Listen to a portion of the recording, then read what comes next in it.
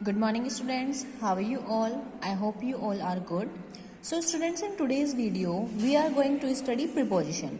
बच्चों preposition क्या होता है? Preposition हम उन्हें कहते हैं जो word हमें किसी भी person की, place की, person की, animal की, thing की जो हमें place को बताता है कि वो किस position में है, वो किस place पर है. For example, पहले हम डेफिनेशन रीड करेंगे. Definition is prepositions shows us positions and places of people, animals and things.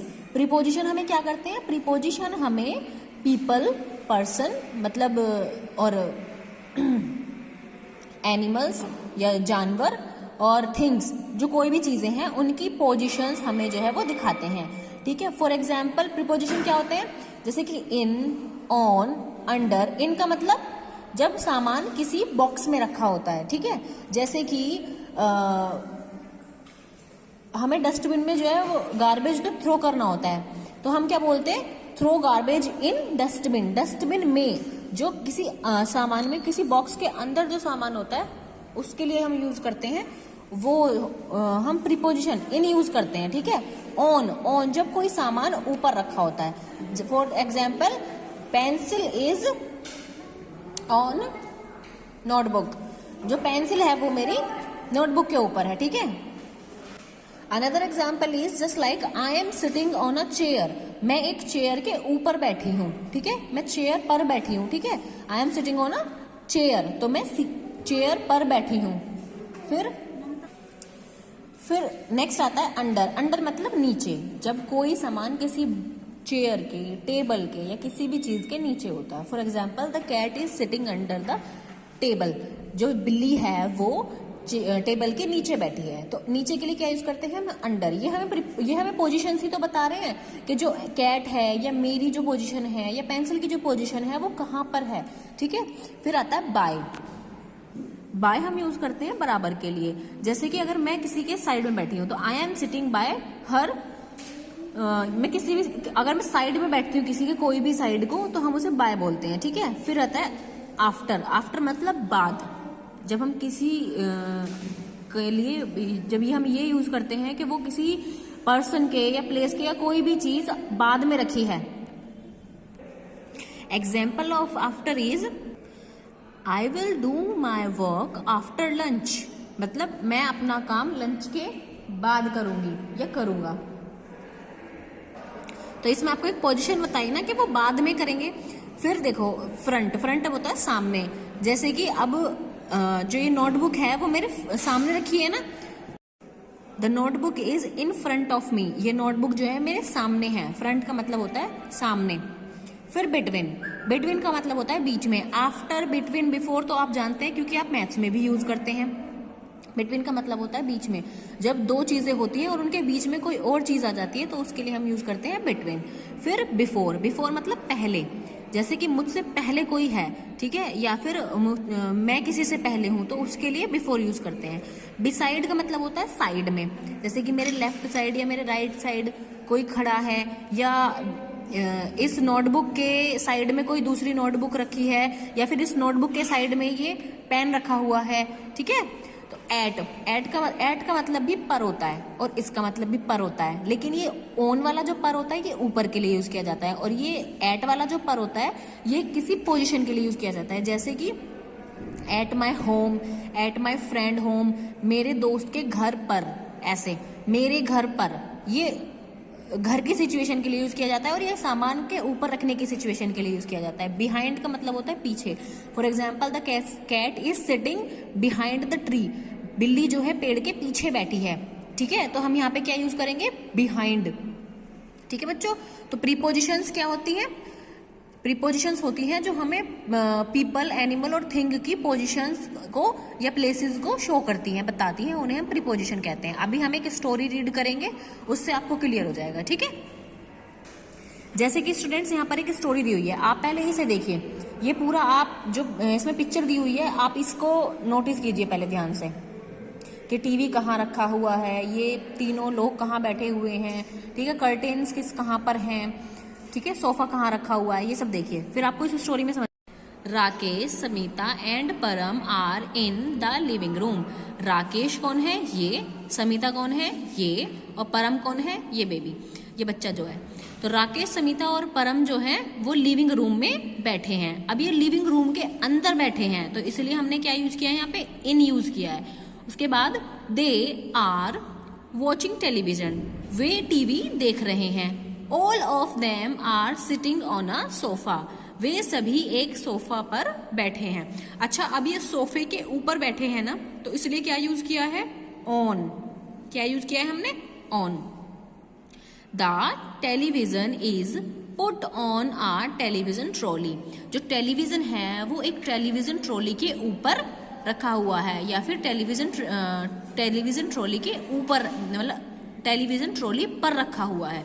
तो ये भी ऑन यहाँ पर क्यों यूज किया? क्योंकि ये इसके ऊपर रखा हुआ है। ठीक है। It is in front of the wall.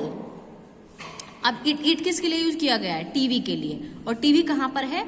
It is in front of the wall. In front of the wall मतलब ये वॉल के बिल्कुल सामने है। टीवी वॉल के बिल्कुल सामने है ना, तो इसलिए क्या यूज किया है यहाँ पे? इन front of the wall.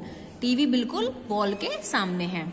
Samita is sitting bye her husband. Samita जो है अपने हस्बैंड के साइड में बैठी है बिल्कुल। ठीक है, समीता कहाँ बैठी है? अपने हस्बैंड के साइड में बैठी है।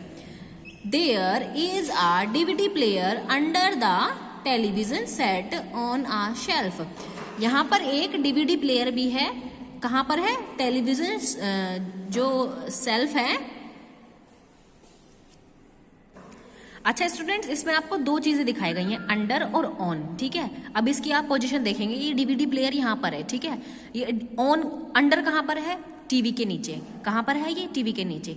कहाँ पर है? जो टीवी का सेट है, ये जो है टीवी, इसके नीचे क्या है? डीवीडी प्लेयर है। तो इसके लिए हम इसके यहाँ पर हमने क्या यूज किया? अंडर यूज किया। बट ऑन अ शेल्फ, ये शेल्फ जो है ये इसके ऊपर है। ठीक है, ये टीवी से नीचे है इसलिए हमने यहाँ पर अंडर यूज किया, और ये शेल्फ के ऊपर है इसलिए हमने यहाँ पर ऑन यूज किया। ठीक है, टीवी से नीचे इसलिए अंडर, और शेल्फ के ऊपर है इसलिए हमने क्या यूज किया? ऑन अ शेल्फ, ऑन ऊपर यूज किया। They watch television from 8 PM to 9:30 PM daily after their work. वे रोज 8 बजे से लेकर 9:30 बजे तक टीवी देखते हैं अपने काम के बाद। अब यहाँ पे आफ्टर देखिए किस लिए यूज किया गया? आफ्टर किस लिए यूज किया गया है? वो अपने काम के बाद टीवी देखते हैं, काम खत्म करने के बाद टीवी देखते हैं, इसलिए आफ्टर यूज किया गया। और फ्रॉम और टू किस लिए यूज किया गया? कि वो 8 बजे से लेकर, ठीक है, कब से स्टार्ट करते हैं? 8 बजे से लेकर 9:30 बजे तक। ठीक है, फ्रॉम 8 PM टू, मतलब दे watch television from 8 PM to 9:30 PM। वो 8 बजे से लेकर और 9 बजे तक, 9:30 बजे तक टीवी देखते हैं अपने काम खत्म करने के बाद। ठीक है, they go to sleep at 10 PM। ठीक है, वे सोने के लिए, अब यहाँ पे देखो आपने जो 2 था वो 2 उसमें था। एक तो ये 2 का मतलब हो गया से, मतलब कि 8 से 9:30, 8 बजे से 9:30 बजे तक। ठीक है, और यहाँ पर 2 का मतलब हो गया दे गो टू स्लीप, वे सोने के लिए। इस 2 का मतलब क्या हो गया यहाँ पे? के लिए। वे सोने के लिए कब जाते हैं? एट 10 PM, 10 बजे। वे सोने के लिए 10 PM पर जाते हैं, मतलब जब 10 PM हो जाते हैं तो वो सोने के लिए चले जाते हैं। अब यहाँ पे देखिए एट का यूज कहाँ कहाँ हुआ? एट का यूज यहाँ पर किया, और एट का यूज किस लिए किया हमने? कि जो हमने ऑन का यूज किया वो पर था, मतलब ऊपर कोई अगर सामान रखा है या हम किसी सामान के ऊपर बैठे हैं तो ये पर का यूज ऑन जो है वहां पर होता है। लेकिन एट का यूज कहाँ पता है? एट का यूज भी पर होता है, लेकिन एट का यूज कहाँ होता है? जब हम किसी के घर पर होते हैं या हम कोई टाइम की बात कर रहे होते हैं, जैसे कि at 10 PM, at 9 PM, at 4 PM, I will watch TV at 3 PM। कुछ भी अगर हम टाइम के लिए यूज करते हैं तो हम वहाँ पे एट का यूज करते हैं। ठीक है, तो यहाँ पे 2 का मतलब के लिए भी होता है और यहाँ पे से भी होता है।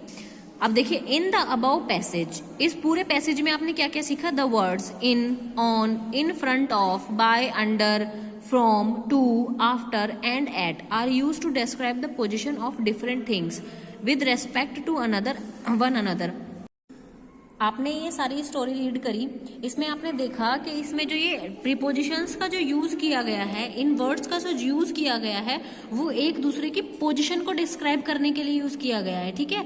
मतलब हर वर्ड की रिस्पेक्ट में, जैसे कि डेली, आफ्टर देयर वर्क, यहाँ पे आफ्टर का यूज किस लिए किया गया है, क्योंकि ये बताना है कि वो अपने काम खत्म करने के बाद टीवी देखते हैं, तो बाद के लिए हमने आफ्टर यूज किया है। अब यहाँ पे आपने देखा होगा टू का यूज अलग अलग तरीके से हुआ है, एक टू का यूज यहाँ पर हुआ है, एक यहाँ पर हुआ है। यहाँ पर इस टू का मीनिंग कुछ और है और यहाँ पर इस टू का मीनिंग कुछ और है।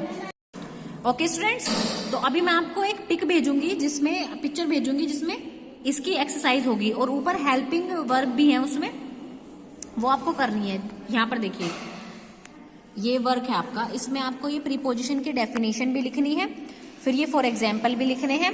उसके बाद ये जो आपकी एक्सरसाइज है, ये आपको हेल्पिंग बॉक्स दिया हुआ है, आपको इसमें से जो है सारी ये ब्लैंक्स है ये फिल करने हैं। इसके लिए मैं आपको एक हिंट और दे दूंगी, मैं ग्रुप में आपको पिक सेंड कर दूंगी जिसमें इमेजेस बनी हुई हैं, इमेजेस से आपको और ज्यादा आसानी होगी, ठीक है स्टूडेंट्स।